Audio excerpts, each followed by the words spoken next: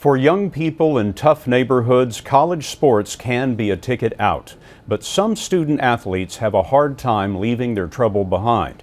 CBS News Chief Investigative Correspondent Armen Keteyian and Sports Illustrated magazine have been looking at the influence of violent gangs on college sports. In 2007, Brandon "Bull" Johnson charged straight out of Dominguez High in Compton, California, and into the starting lineup at the University of Washington. Touchdown Huskies! Today, the 22-year-old Johnson sits in a Southern California jail, facing murder charges in connection with the shooting of an 18-year-old suspected gang member this summer.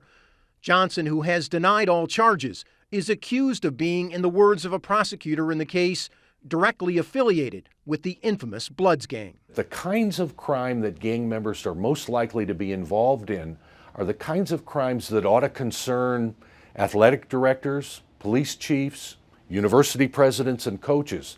Scott Decker is a professor of criminology at Arizona State University.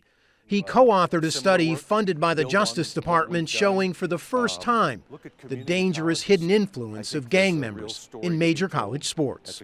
The study was based upon a survey of 130 top athletic programs. While the vast majority of college athletes are not involved in gangs, it found that nearly 20% of the 87 campus police chiefs who responded reported direct knowledge of a student athlete who retained gang membership while at their university. What it says to me is that gang membership in Division I athletics is a significant problem. It's something worth paying attention to.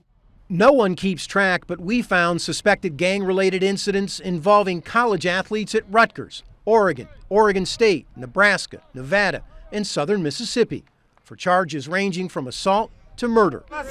Mike Leach was head football coach at highly ranked Texas Tech from 2000 to 2009.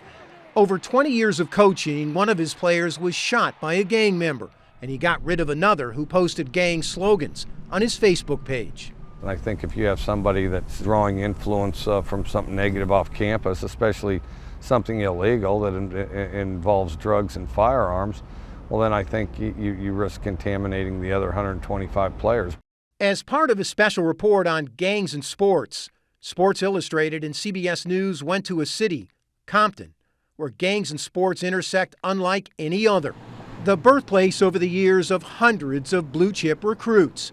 And today, 34 active gangs involving more than 1,000 members. You have a gang called CV3 over here, or you also have Locos 13.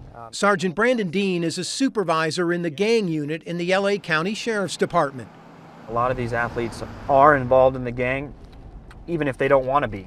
You know, they start playing sports, but there's such an outer influence for them to join that gang or at least be associated with them to the point where they're somehow involved. How hard is it to remove yourself? Extremely hard. At Compton's Dominguez High, class president Lavelle Sanders is one of many athletes working 24/7 to remain free from the grip of gangs, relying on his family on and off the field. Football is an outlet, a big outlet. It separates you from the other people. We all easily can make the wrong mistake and be in the streets, but thank God for our fathers that they kept us going in the right path. Brandon Johnson appears to have wandered off that path. His next court hearing on murder charges is set for next month. Yet one more alarming wake-up call to the presence of gang members, moving off the streets and between the lines of college sports. Armen Keteyian, CBS News, Compton, California.